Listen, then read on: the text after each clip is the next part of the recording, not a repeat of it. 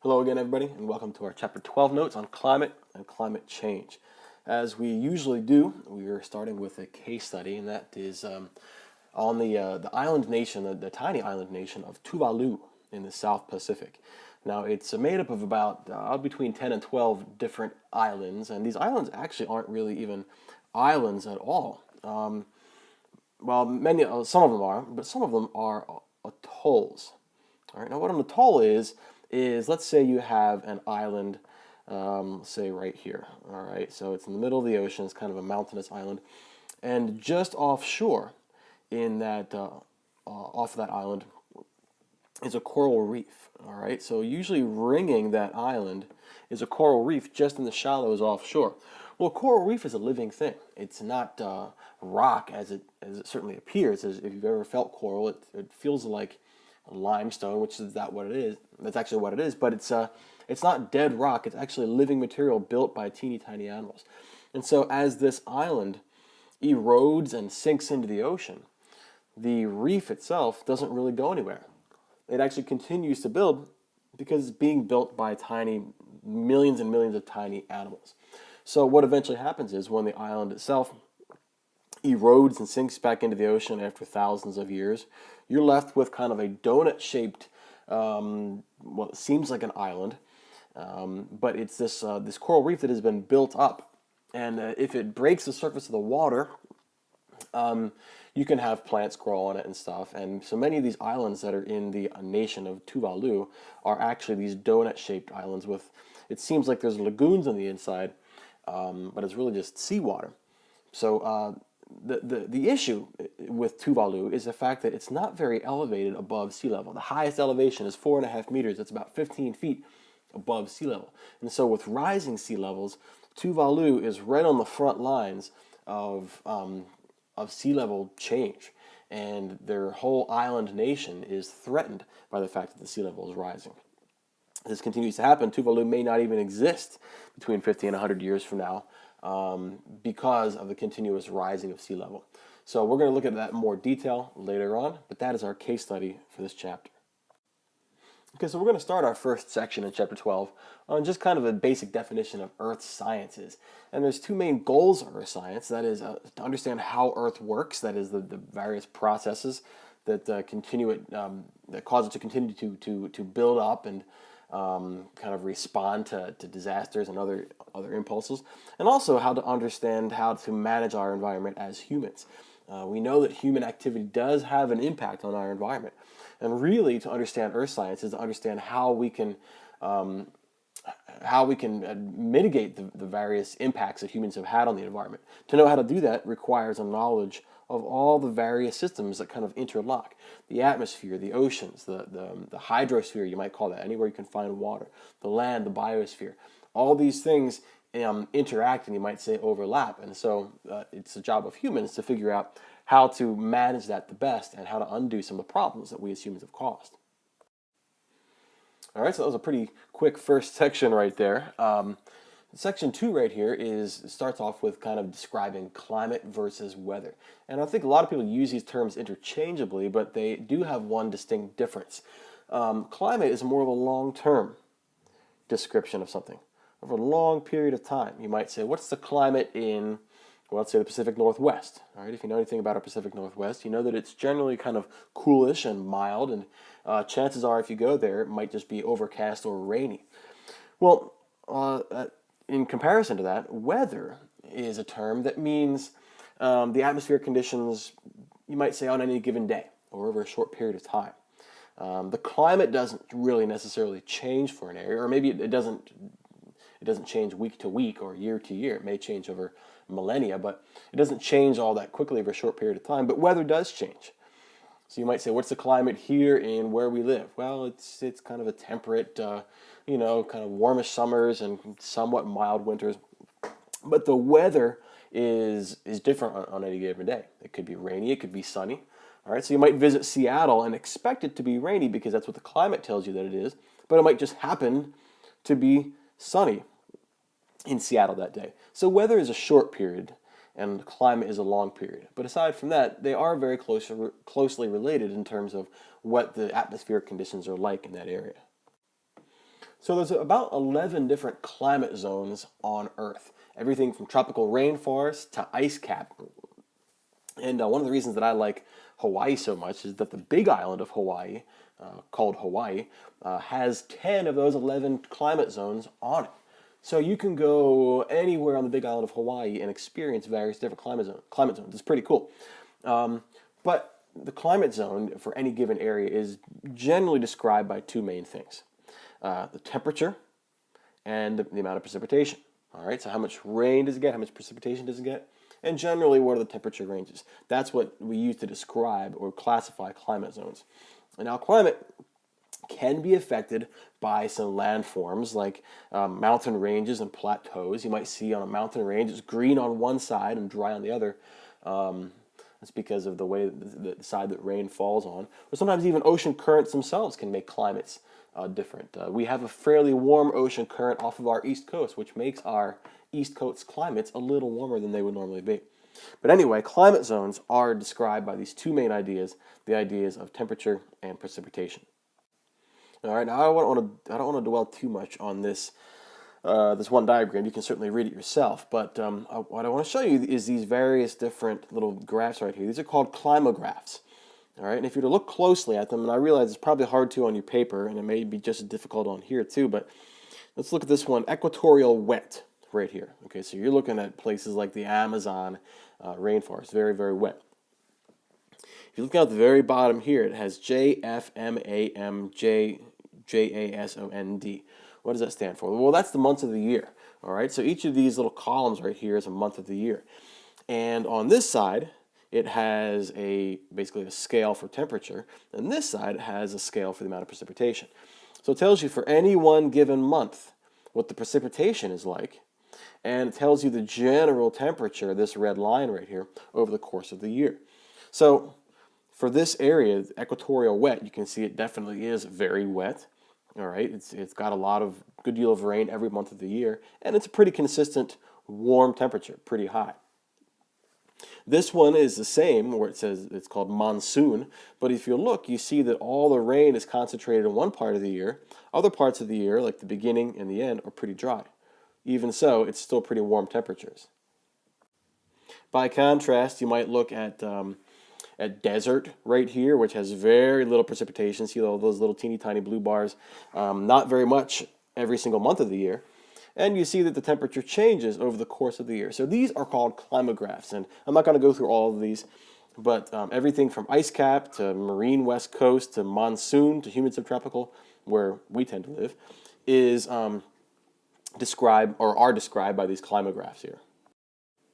So like I said, climates are described basically on two different criteria, temperature and precipitation, and a lot of different things determine what that temperature and the precipitation is.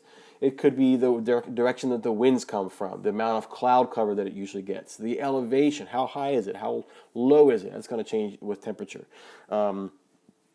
Various different gases that are existent in the air, how much the trees transpire water vapor into the air, how much runoff there is. All these things contribute to the various different descriptions and characteristics of the climates of the world. All right, so for our class, as we talk about natural processes and natural disasters, climate is intrinsically tied to those processes and disasters. I mean, climate is a major influence when it comes to things like flooding. All right, well, how much rainfall do you have? That could be a factor in how much flooding you get. Landslides, all right, so if you've got a lot of rain, even if it doesn't flood, it might make the hillsides unstable, and they might slide down. All right, areas that are dry, that are inherently dry, you're much more likely to have a wildfire in an arid area than you are in a very humid subtropical rainy area, right? So climate and then these natural processes are very closely tied. So of course, knowing something about the climate tells you what kind of hazards to expect. Don't bring an umbrella to a desert. I mean, obviously, that's common sense, but there's all kinds of other things that should tell you what to expect when you go to a certain climate zone. So to know something a little bit about the climates is really to know how the atmosphere and the cryosphere interact. Now, you may have heard the term cryogenically frozen, like maybe in movies if people are frozen and then woken up 50 years later. Well, cryo means ice, or it refers to ice. And so the cryosphere is any place on Earth where you have ice, or very, very snow that has been basically made like ice by kind of fusing together. All right, so the way the atmosphere interacts with the cryosphere is this. First of all, we have permanent gases in the atmosphere. We have gases like nitrogen and oxygen, and we talked about that in previous chapters. The fact that nitrogen, I'm going to change colors here. Let's make it red. Nitrogen is about 78% of the Earth's atmosphere, and oxygen is about 21% of the Earth's atmosphere. And as much as they make up the majority of what we breathe in, they really don't have much effect atmospherically. They're just kind of there. Thankfully, oxygen is there so we can breathe it in. But it's really other gases, these variable gases in the atmosphere, that really interact with our environment and cause the various different climate zones. We've got gases like carbon dioxide. All right, you probably know that to be a greenhouse gas. Water vapor, all right, another greenhouse gas. Ozone, a good thing that does, it blocks ultraviolet rays from the sun. Methane, that's given off by things that are decaying, or like swamps of things that are decomposing. Nitrous oxide and halocarbons are things kind of like CFCs. Now, we don't use these anymore, but these are the things that are in kind of spray paint to propel it out. So halocarbons are things that are in our atmosphere, partly because of humans putting them there.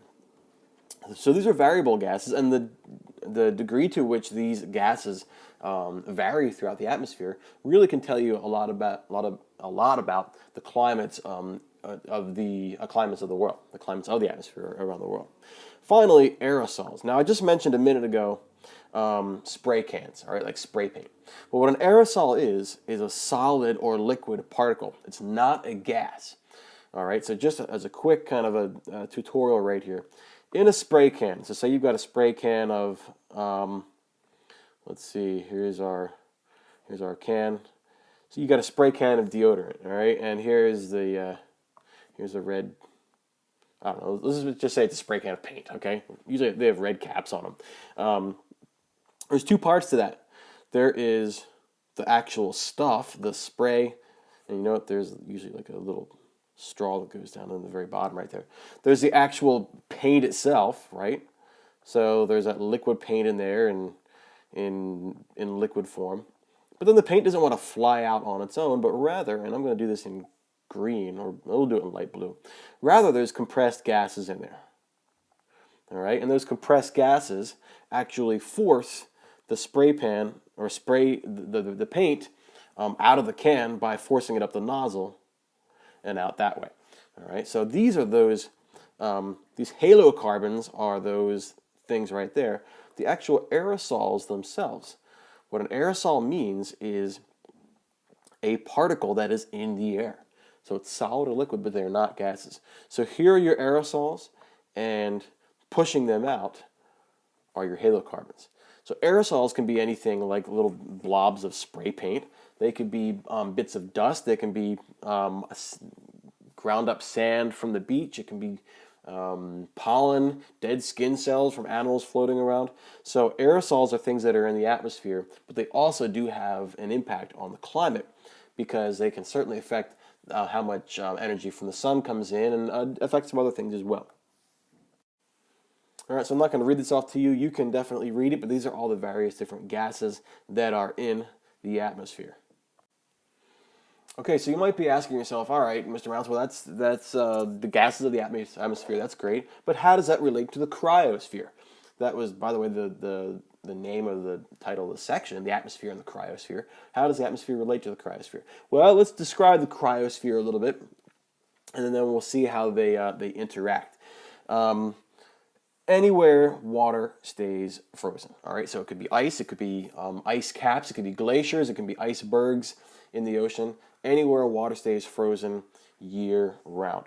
So permafrost, all right, so the frozen little bits of water in between dirt particles, permanently frozen ground.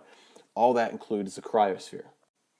So if you've ever seen a glacier, All right, a glacier is a very, very slow-moving river of ice. All right, they generally move from high areas to low areas, basically under their own weight. Ice is, at least a lot of ice, is heavy, and so it wants to move downhill. And so generally at higher elevations, snow forms and then it falls, and it adds more weight to the top of the glacier, which pushes it downhill, down towards the ocean. Over the course of the year, glaciers retreat and advance. That means they move forward, and then they don't actually back up, but say during warm times of year, the end of the glacier will melt. All right. Well, during cold times of year, they advance more because more snow is added. So you do have glaciers moving forward, and then kind of the mouth of the glacier backing up, and they move forward again. But that's over the course of a year, and that's a natural process. So not only do glaciers kind of retreat and advance over the course of a year, but they do that over long periods of time as well. We call these glacial intervals. All right. Well, actually, glacial and interglacial intervals. Where we have a glacier interval, and you may know, maybe if you take track, you probably know that an interval is a time period. All right, that's really a time. A glacial interval is a time period where you have lots of glaciers forming. All right, large chunks of continents being covered up with ice caps, with the cryosphere. All right, interglacial intervals just kind of means in between, and that's where you don't have as much. You've got less glaciers being formed. Less glaciations is the name of it right here, and so. We can have glaciers advancing and retreating, and so forth. The event that we're living in right now began about 2.5 million years ago, according to scientists, and so we certainly have glaciers, but not as much as other times, but maybe more than other times. All right, so we're in one of those events right now that began about 2.5 million years ago. All right, so one of the last major times we had a good deal of glacial and interglacial intervals was called the Pleistocene epoch. All right, now in geologic time, there's all kinds of names for time. Epochs mean thousands and millions of years. All right, well, you've got ages, you've got epochs, you've got eras. An epoch is just another chunk of time. All right. Well, this is the last major series of glacial and interglacial periods. It means you've got glaciers forming and then not very much, forming and then not very much. But at this time, we believe glaciers formed about 30 or covered about 30% of the Earth. That's a lot. That's a good deal of the Earth. And as a result, the sea level was believed to be about 330 feet or 100 meters lower than today. Well, why? Where did all that water go? That water was locked up in glaciers. All right, let's compare that to today. Obviously, sea level is where we're used to today, but today we only have about 10% of the Earth covered by glaciers, which means all that water that was in glaciers back in the Pleistocene epoch is now melted and in the oceans. Or it's part of the oceans. All right, so it's definitely different from the Pleistocene epoch. And almost all of the ice that we have today is covering Antarctica. All right, the Arctic Ocean, that is the North Pole. There really is no land right there, and so all the ice that is up on land is covering Antarctica. There is land underneath that ice in Antarctica. There really is not at the North Pole. So we think as a result, we're in an interglacial interval. That means we think right now we're in an area of less glaciers being formed. All right, but it's still in a time where glaciers are forming and then not forming, forming and then not forming. So we just don't happen to have very many glaciers right now. So this map right here shows what it may have looked like in the Pleistocene epoch, with all this part of the world right here, the whole, the top quarter of the Earth covered with ice. So if you look, we're right about here. So we may even have been on the edge of being covered up with thousands of meters of ice. I don't know. But that's certainly not the case today. Especially in the summer, you might have a little bit of ice covering Greenland right here and maybe some in the Arctic Ocean, but certainly not the way that it was believed to be in the Pleistocene epoch. And even though later on we're going to look at how the atmosphere interacts with the cryosphere, that is all the frozen water and ice, we can say right now that glaciers, even themselves, are hazards. They're natural hazards. If you're a mountain climber, glaciers are major obstacles. You can fall into a deep crevasse that can be hundreds or thousands of feet deep and never ever get out. So all these different various cracks and crevasses in glaciers, many of them seem to be endless. You can have calving take place where the bottoms of glaciers break off. You can have avalanches from glaciers. Sometimes they can produce ice jams, which cause water to back up and cause floods. Sometimes they even expand and overrun villages.